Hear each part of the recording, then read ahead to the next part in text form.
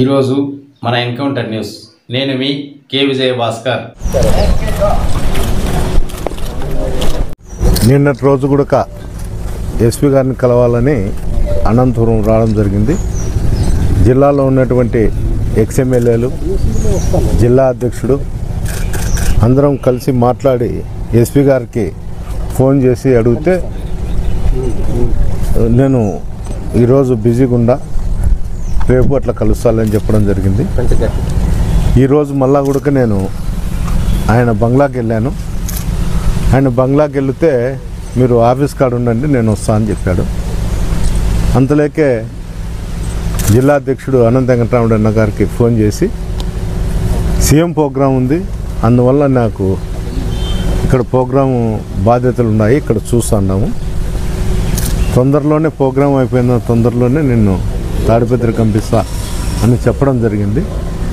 మేము కూడా ఆయన మాటకు గౌరవించి చట్ట పరిధిలోనే ఏదైతే మాకు కోర్టు ఆర్డర్ ఇచ్చిందో ఆ ఆర్డర్ ప్రకారం మేము ఒబే అవుతాము.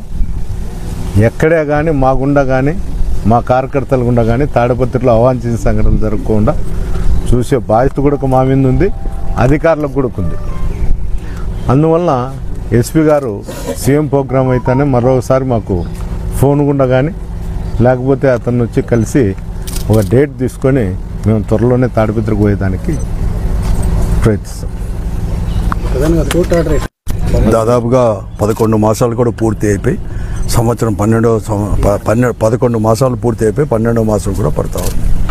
అప్పటి నుంచి కూడా కొన్ని అవాంఛనీయ సంఘటనల వల్ల ఏమైనా కానీ ఎన్నికల కంటే ముందు నుంచి కూడా ఎవరిని కానీ 2 పార్టీల యొక్క నాయకులందరినీ కూడా క్యాండిడేట్లతో సహా కూడా అప్పుడు ఉండే ఎస్పీ గారు కానీ డిఐజీ గారు కూడా ఇక్కడ అంటే ఇన్ఛార్జ్ ఎస్పీనే, డిఐజీ గారే ఇన్ఛార్జ్ కూడా 2 పార్టీ నాయకుల్ని including contested candidates for all the parties అని చెప్పేసి ఎవరు కానీ తాడిపత్రి నియోజకవర్గంలో ఎంటర్ కావద్దని చెప్పి ఆర్డర్ ఇచ్చింది. తర్వాత ఎన్నికల రిజల్ట్స్ వచ్చాయి.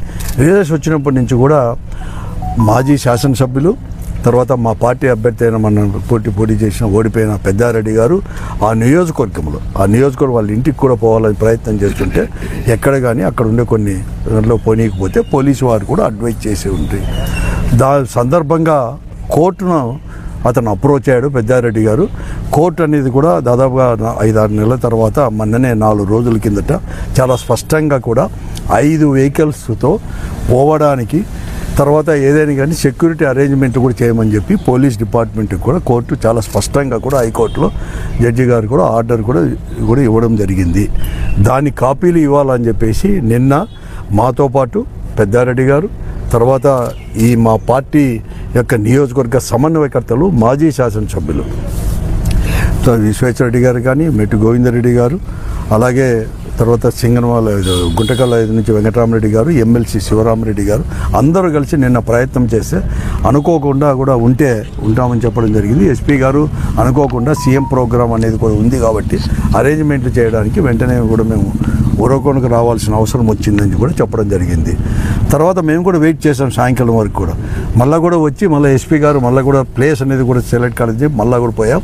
రాత్రి లేట్ అవుతుందంటే ఈరోజు పెద్దారెడ్డి గారు ఎస్పీ గారు క్యాంప్ ఆఫీస్కి పోయి ఆడిపోయి వెయిట్ చేస్తుంటే ఆఫీస్ దగ్గరికి మీరు వెళ్ళండి, నేను వస్తానని చెప్పినాడని చెప్తే మేము కూడా రావడం జరిగింది.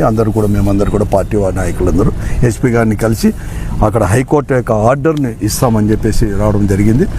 ఎస్పీ గారు ఫోన్ చేసి మళ్ళీ కూడా నేను అర్జెంటుగా ఉరవకొండకి వెళ్తున్నాను, మళ్ళీ కూడా పోవాల్సిన పని ఉంది, ఎందుకంటే 9th వచ్చి సీఎం గారు విజిట్ చేస్తున్నారు కాబట్టి నేను పోవాల్సిన పని ఉంటుంది, తప్పకుండా కూడా సీఎం గారి ప్రోగ్రామ్ అయితేనే మేము అన్నీ కూడా అరేంజ్ చేస్తామని చెప్పేసి ఆయనే స్వయంగా కూడా ఫోన్ చేసి చెప్పిన దానివల్ల మేము ఈరోజు అది అడిషనల్ ఎస్పీ గారికి మరొక మాకు చేరింది, అయినా కూడా అడిషనల్ ఎస్పీ గారికి ఇచ్చేసి రిసీవ్డ్ కాపీ అని చెప్పేసి రాపించుకొని తీసుకొని పోమని చెప్తే పెద్దాడి గారు కూడా దాన్ని తీసుకొని ఇవ్వడం కూడా జరిగింది.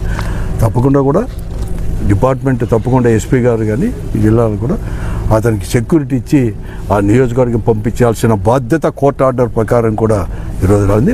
మేము కూడా ఇంతవరకు కూడా ఈరోజు మేము 11 నెలలు అయినా కూడా 11 నెలల్లో కూడా ప్రజల యొక్క సమస్యల్ని పార్టీ అనేది కూడా ప్రజాస్వామ్య పద్ధతులను తీసుకొని పోతూ ఉంది. కాబట్టి ఇక్కడ ప్రజాస్వామ్యాన్ని కూడా పునరుద్ధరించాలని చెప్పి మరొక మారు కూడా బహిరంగంగా ఈరోజు మేము కూడా ఎస్పీ గారిని కూడా మేము కోరుతాం.